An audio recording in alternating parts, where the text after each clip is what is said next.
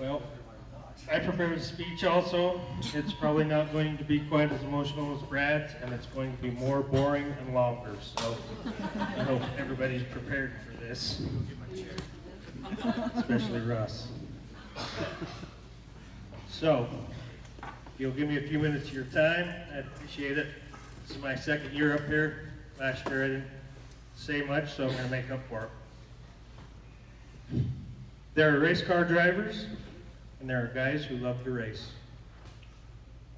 This is a quote that I stole from a racing friend of mine from Oklahoma. And I agree with him. I often wonder which category I fall under. To my fellow racers, I hope I fall under both, to a point. I've been told, and this is weird, that I seem unapproachable at the track. My wife says it's my resting bitch face. I don't know about that. I'd like to try to change that persona about myself and hope this talk will help some people to get to better understand me. There are a lot of great race car drivers across the country. There are many in this room tonight. I won't name them all because I'd have to name pretty much everyone in the room. What defines a good year of racing? Is it the number of wins? The number of top fives? Just being out on the track and being able to have a good time with family and friends? I suppose the answer is a little different for everyone. For myself, all those elements attribute to a good year. I would think that everybody could agree to that. In late 2015, I wrecked and subsequently totaled my race car. That was a bad night. I found a car I wanted in Texas. I did some history on it and talked with some people about it. Sarah and I decided to buy it. Here's a little background on that car. This may come as a surprise to some people in here.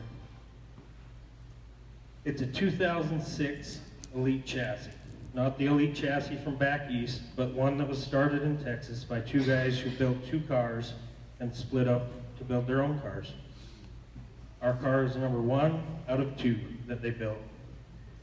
That car ran every single USRA touring race from 2006 through 2008, totaling around 150 nights in that span, with not a single win, not even a heat race. The car ran a handful of IMCA races from 2009 to 2010, getting one heat race win. It sat until mid-2013 when it was updated in the front-end geometry by a guy named Jeff Emerson. It raced one weekend and sat again until we bought it. We put our crate motor in it along with our setup, changing all the springs in one shot, along with the ride heights and weight percentages. In a world where a lot of people are getting new chassis every 2 to 3 years, ours is now 12 years old.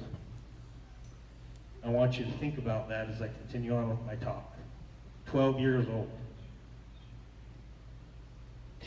After my first set of hot laps ever in the car in the spring of 2016 here at Miller County Raceway, I came into the pits and took my helmet off while just sitting in the car. I sat for a moment. Sarah asked me the same thing that she asked me after every hot lap session and every heat race. How was it? I replied by saying, we are going to win a lot of races. Never did I imagine the magnitude of that statement. Here's where I'm going to do some bragging. I know that's weird. I want you to take a note, though. In 3.5 years, with our old car, we had a total of 15 wins and about 75 nights. Not bad. We have ran our current car 52 nights in 2 years. Here's our stats. We have 48 top fives, 47 top threes, 8 second place finishes, and 36 wins. 36. Not just making that up, you can look it up. I promise it's true. For those of you that struggle with math, which we all do, that's a win percentage of almost 70%.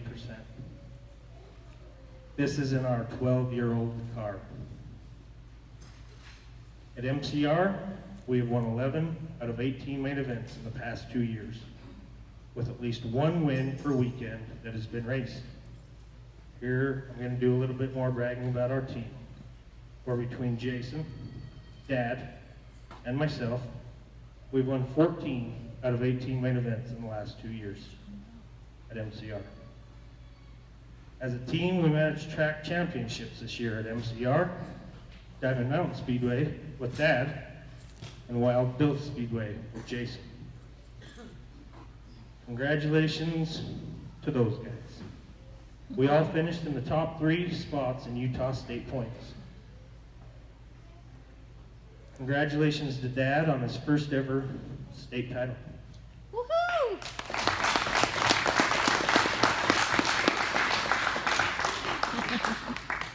Dad had the goal of winning this year, and it came through. Dad and I also finished in the top 20 in national points, with Dad getting 11 and I coming home with 12. So yes, Dad is the better racer than me.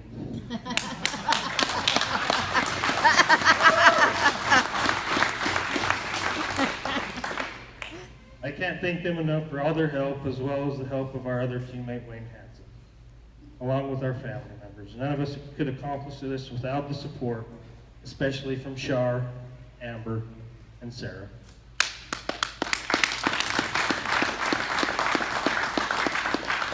I have to thank my wife, Sarah, for more support than I could have ever imagined.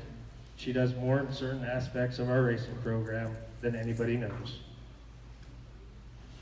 A special thanks goes out to Jake Smith and his family. They have adopted us into their family and are an important key to our success here at MCR. I need to thank Chad and Marion Maynard for their continued support also. Thank you to all the staff at MCR, Dave, Joe, and Kevin, all the track workers, and everybody else for having one of the best ran facilities that we race at, along with a great racetrack to race on. We're going to miss Matt in the announcer stand. He was a great asset to MCR and has supported Grayson Racing as well. The Johnsons will be missed. I would also like to congratulate all the other track championships from the other divisions at MCR. Greg, Grayson, Brad, and Wyatt.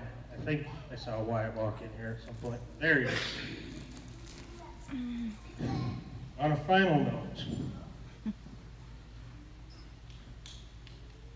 this one's going to be a little bit tougher now, but I have one more goal that I plan on achieving, hopefully in the next few years, because I'll have to get my work schedule figured out. I know that in the sport mod class that I have personally drove against a handful of top-ranked IMCA racers in both the Southern and Northerns, and we have been able to compete very well with them, as have several other racers from Utah. I don't think that we, as Utah racers or Western racers, get enough credit for the talent we have in all of our classes.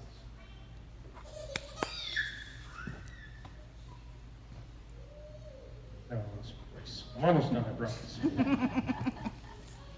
I've had the opportunity to go to the IMCA National Banquet the last 2 years. I have listened to the national champions' speeches, knowing full well that we have the ability to be giving that speech ourselves. I plan on actively running for an IMCA National Championship in the near future. I have no idea how it will pan out, especially with a track close to us shutting our cars out and another track doing what it's doing. But with some luck and a lot of support, we can bring the national spotlight to MCR and our talented Utah drivers. I plan on accomplishing that. Thank you all. Woohoo!